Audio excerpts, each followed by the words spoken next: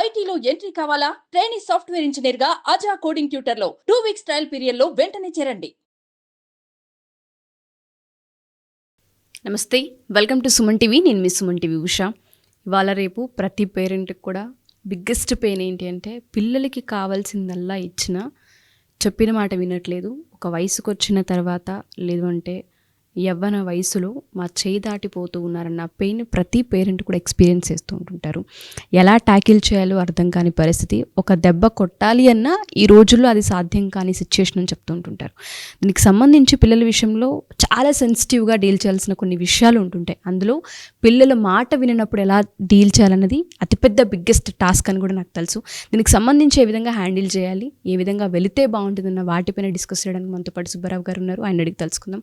నమస్తే సుబ్బారావు గారు. నమస్తే అండి. పేరెంట్స్కి పెద్ద టాస్క్ అండి. వాళ్ళు కావాల్సిందల్లా ఇస్తూ ఉంటుంటారు. చాలామంది పిల్లలు మొబైల్ అడుగుతూ ఉంటుంటారు, పలానా స్కూల్లోనే చదువుతామంటూ ఉంటారు, మాకు ఇదే కావాలి అంటారు. ఏది కావాలన్నా వాళ్ళకి చేతనైనా అవ్వకపోయినా పేరెంట్స్ పిల్లల హ్యాపీనెస్ కోసము, వాళ్ళని సాటిస్ఫై చేయడం కోసము అన్నీ ఇస్తూ ఉంటుంటాం. బట్ ఒక వయసుకు వచ్చిన తర్వాత మనం చెప్పిన మాట వినడానికి పొరపాటును కూడా వాళ్ళు ఇంట్రెస్ట్ చూపించరు. అలాంటప్పుడు పేరెంట్స్కి అది చాలా పెయిన్. దాన్ని ఎలా హ్యాండిల్ చేయాలి అంటారు? మాట వినని పిల్లల్ని ఏ విధంగా చూడాలి అంటారు? ప్రతి ఒక్కరికి కూడా ఎక్స్పీరియన్స్ ఉంటుంది. ఉండేటువంటి ప్రశ్న అండి. చాలామంది పేరెంట్స్ కూడా అడిగినటువంటి, ఇప్పుడు కొంతమంది అయితే మాకు కావాల్సినటువంటివి అన్నీ ఇచ్చాం అంటే చిన్నప్పుడు ఏది కావాలంటే అది ఇచ్చాం, ఎడ్యుకేషన్ ఇస్తుంటారు, బట్టలు ఇస్తూ ఉంటారు, ఇది కొనుక్కోవాలంటే అదే కొని ఇచ్చాము, ఫోన్ ఇచ్చాము, కావాలంటే బైక్ ఇచ్చాము. పెద్ద పిల్లలు అయ్యేటప్పటికి ఇప్పుడు అసలు కనీస విలువ లేకుండా ఉన్నాడు అని పేరెంట్స్ మన దగ్గరకు వచ్చి మాట్లాడుతుంటే మనకే కళ్ళు చెమరుస్తాయండి. కొంతమంది పేరెంట్స్ ఏంటంటే పాపం ఉండి కాదు, కష్టపడి వాళ్ళ నీడ్స్ని చూసినటువంటి పేరెంట్స్ కొంతమంది ఉంటారండి. అలాంటివి ఉన్నప్పుడు ఒక్కసారిగా మన మనసు కూడా చలుస్తూ ఉంటుంది. కానీ ఇక్కడ ఒక ఎగ్జాంపుల్ చెప్తాను ఉషా గారు. ఒక చిన్నపిల్లాడు ఉన్నాడండి, ఒక 1 year 2 years ఉన్నాడు. ఒక పేపర్ ఇచ్చాం, ఆడుకున్నాడు. వెంటనే అంటే ఒక వేస్ట్ పేపర్ ఇచ్చాం, ఆ తర్వాత ఒక 2000 రూపీస్ నోట్ ఇచ్చాం. ఏం తెలుస్తుందండి ఆ పిల్లవాడికి?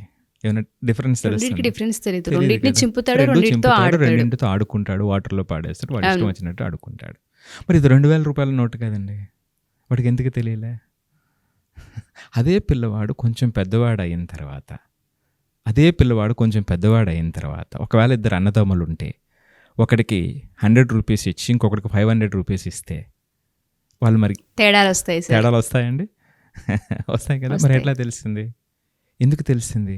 వాళ్ళకి కొంచెం వయసు వచ్చింది. సో ఇక్కడ మనం గమనించవలసినటువంటిది ఏమిటంటే ప్రత్యేకించి దాని యొక్క విలువ తెలిసిందండి వాళ్ళకి. సో దాని విలువ ఆధారంగా వాళ్ళు దాన్ని గుర్తించడం మొదలు పెట్టారు కాబట్టి దానికి విలువ ఇచ్చారు. మరి కానీ అదే పేపర్ కదండి. ఇప్పుడు 500 రూపీస్ నోట్ ఎంత ఉందో 100 రూపీస్ నోట్ కూడా అంతే ఉంది అనుకుందాం. మరి ఆ వాల్యూ తెలిసింది కదండి. This is exactly what it is important అండి. ఆ వాల్యూని తెలియటానికి మీరు ఏం చేస్తున్నారు అది ఇంపార్టెంట్. మనం ఏమి ఇస్తున్నాం అనేటువంటిది ఇంపార్టెంట్ కాదు. మీరు ఇస్తున్నారు అంటే ప్రయత్నం లేకుండా, కష్టపడేటువంటి అవకాశం లేకుండా మీరు పొందే విధంగా మీరు తయారు చేస్తున్నారు అంటే మీ పిల్లవాడిని 20 సంవత్సరాల తర్వాత వాడి లక్ష్యానికి దూరంగా పంపించేస్తున్నారు అనేది సుస్పష్టం. ప్రతిదీ కూడా ఇప్పుడు ఈ రోజున మారినటువంటి పరిస్థితుల్లో నా పిల్లవాడు నా అంత కష్టపడకూడదు అనుకునేటువంటి వాళ్ళు ఎంతమంది ఉంటారండి? ఆల్మోస్ట్ అందరూ అదే కోవలో ఉన్నాము, అలాగే ఆలోచిస్తూ ఉన్నాము. మీరు కష్టపడ్డారు కాబట్టి దాని విలువ ఇప్పుడు మీకు తెలుసు కాబట్టి మీరు అలా అవ్వకూడదు అని అనుకుంటున్నారు. కానీ వాడికి కష్టపడకుండా మీరు నేర్పితే రేపొద్దుట వాడు ఎప్పుడు విలువ నేర్చుకుంటాడు? ఇది ఖచ్చితంగా లోపం అని నేను చెప్తున్నానండి. ప్రయత్నం చేయించకుండా, దాని విలువ తెలియకుండా మనం ఇచ్చే ప్రతిదీ కూడా, ప్రతి గిఫ్ట్ కూడా వాళ్ళకి రేపొద్దుట వాళ్ళ ఆలోచనలో ఒక గుదిబండని ఇస్తుంది అనేటువంటిది ఏ మాత్రం సందేహం లేనటువంటి క్వశ్చన్ అండి. ఈ పెంపకంలో ఏదైతే ఉంటుంది ఇది లోపంగా మనం చూడాలంటారు? ఖచ్చితంగా లోపం, 100% లోపం. నా దగ్గర ఉంది కదా, నేను ఇదివరకు కష్టపడ్డాను, ఆ కష్టం నా పిల్లవాడు పడకూడదు అని నువ్వు ఇస్తున్నావు అంటే ఖచ్చితంగా నీ పిల్లవాడిని నువ్వే పాడు చేస్తున్నావు. రేపొద్దుట జీవితం మీరు చెప్పినట్టు ఎందుకు ఉంటుంది ఉషా గారు? నేను ఇంకొక మాట చెప్తాను. మన పేరెంటింగ్లో ఉన్న అతి ముఖ్యమైనటువంటి మరొక లోపం చెప్తాను. ఇప్పుడు పిల్లల్ని దండం పెట్టుకోమన్నాం అనుకోండి, ఇది చర్చికి వెళ్ళాము, మరి ఎక్కడికైనా మనం దేవుడి గురించి నమ్మకం ఉంటే ఏమని పెట్టుకోమని చెప్తామండి, లేదా ఏమని దీవిస్తాము? బాగా చదువుకోవాలి, మంచి ప్రయోజకుడు అవ్వాలి, బాగా సంపాదించాలి, మంచి జరగాలి. మంచి జరగాలి అంటే ఇవన్నీ ఒక మాటలో చెప్పాలంటే మంచి జరగాలి అంతే కదండి కదా. సో మనం గైడ్ చేసే ప్రతి మాట కూడా నీకు మంచి జరగాలనే కదా. ఒక్కసారి నిజంగా ఆలోచించండి, ప్రతిదీ మంచి జరుగుతుందండి జీవితంలో? లేదు సార్, ఎక్స్పీరియన్సెస్ చేయాలి కదా. మరి ఇది ప్రకృతికి విరుద్ధం కాదా? మనం చెప్పే ప్రతి మాట, ఆ మాట ఎంత బలంగా ఉంటుందండి. అంటే ఎప్పుడంటే నేను ఎందుకు చెప్తున్నానంటే, ఇది ఒక ఎక్స్ట్రీమ్ కేసుకి వెళ్ళినప్పుడు పిల్లలు ఎప్పుడైతే ఆ చెడు వాళ్ళకి ఎదురయ్యిందో హ్యాండిల్ చేసుకోలేనటువంటి పరిస్థితికి వస్తారు అనేది నా ముఖ్యమైనటువంటి పాయింట్ ఇక్కడ. కానీ జీవితం అనేటువంటిది మంచి చెడుల రెండింటి యొక్క కలయిక. దాన్ని ఎలా హ్యాండిల్ చేసామనేటువంటిది సక్సెస్ అనేటువంటిది వస్తుంది. సో ఇది మనం చెప్పకపోతే ఏమవుతుందంటే, ఆ చెడు వచ్చినటువంటి సందర్భంలో, అంటే చెడు అంటే మంచి చెడు కూడా అది కూడా మనం చెప్పలేమండి, అది కూడా మన పర్సెప్షనే. ఇప్పుడు ఈ రోజున ఇది చెడు అని అనుకుంటున్నామంటే ఆ రోజున్న పర్సెప్షన్ ప్రకారం అది చెడు అయి ఉండొచ్చు. అది కూడా మన భావన మీద ఆధారపడి ఉంటుంది. సో కానీ ఆ సిచ్యువేషన్ హ్యాండిల్ చేసేటువంటి స్థాయికి పిల్లల్ని తీసుకురాకపోతే ఇప్పుడు మీరు చెప్పినటువంటి సమస్యలన్నీ మనకు వస్తూ ఉంటాయి అన్నమాట అండి. సో కాబట్టి ఆ విలువను తెలియచేసే విధంగా మనం ఏ విధమైన స్టెప్స్ తీసుకుంటామనేటువంటిది ముఖ్యమైనటువంటిది.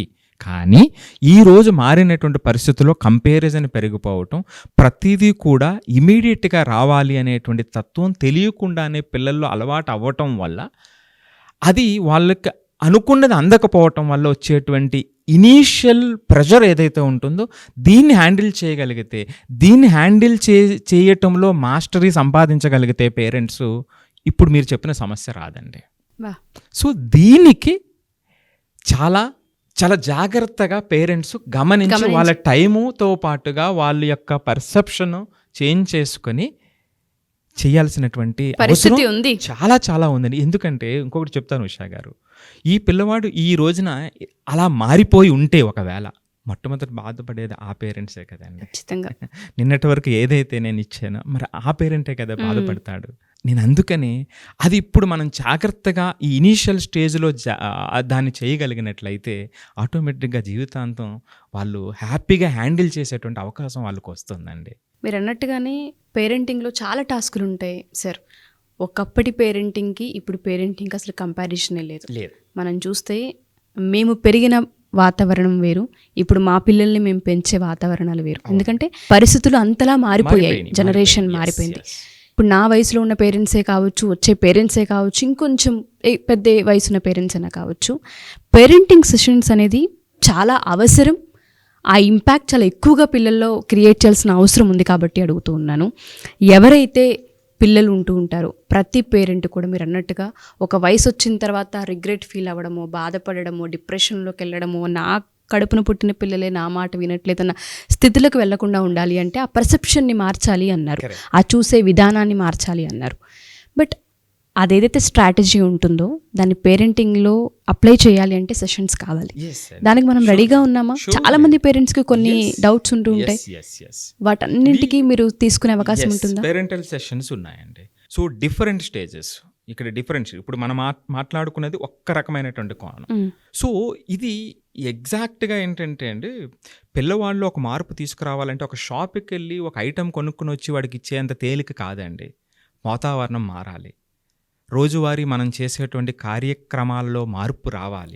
అది ఎలా రావాలి? ఇబ్బంది లేకుండా చక్కగా కొంచెం ఓర్పుతో ఏ విధంగా చేయగలరు అనేటువంటి దాని మీదే మన పేరెంటల్ సెషన్స్ అనేటువంటివి, problem based parental sessions unique వేలో మనం తీసుకునే అవకాశం ఉంటుంది. కండక్ట్ చేస్తున్నాం. సో ఎవరైనా సరే మా ఈ వీడియో చూసిన తర్వాత పెయిన్ లేని పేరెంటింగ్ని మీరు చూడాలి అనుకున్నా, రిగ్రెట్స్ లేని పేరెంటింగ్ని మీరు చూడాలి అనుకున్నా, పిల్లల భవిష్యత్తుకి సంబంధించి, కెరియర్కి సంబంధించి అడుగులు ముందుకు వేసే విధంగా క్లారిటీ కావాలి అనుకున్న పేరెంటింగ్ సెషన్స్ చాలా అవసరం. ఇవాళ రేపు బిజీ లైఫ్ స్టైల్లో చాలా వాటిని మనం మర్చిపోతూ ఉన్నాము. రూట్స్ని మార్చే ప్రాసెస్ ఒకటి ఉంటుంది, అది కూడా పేరెంటింగ్లో కనుక మనం కొన్ని విషయాలని అప్లై చేయగలిగితే లైఫ్ చాలా బాగుండే అవకాశం ఉంటుంది పిల్లల్ని. సో దయచేసి ఎవరైతే మా ఈ వీడియో చూస్తూ ఉంటుంటారో పేరెంటింగ్ సెషన్స్ ఖచ్చితంగా అవైలబుల్ ఉన్నాయి. మీకు ఎవరికైనా కావాలి అనుకున్నా, మీకు ఏదైనా డౌట్స్ ఉండి ఒకవేళ అడగాలి అనుకున్నా ఖచ్చితంగా సుబ్బారావు గారు అవైలబుల్గా ఉంటారు. కింద స్క్రోల్ అవుతున్న కాంటాక్ట్ నెంబర్ని కాంటాక్ట్ చేస్తే సుబ్బారావు గారికి మీకు పూర్తి వివరాలను ఇచ్చే అవకాశం ఉంటుంది. Thank you sir, thank you so thank you much. అండి.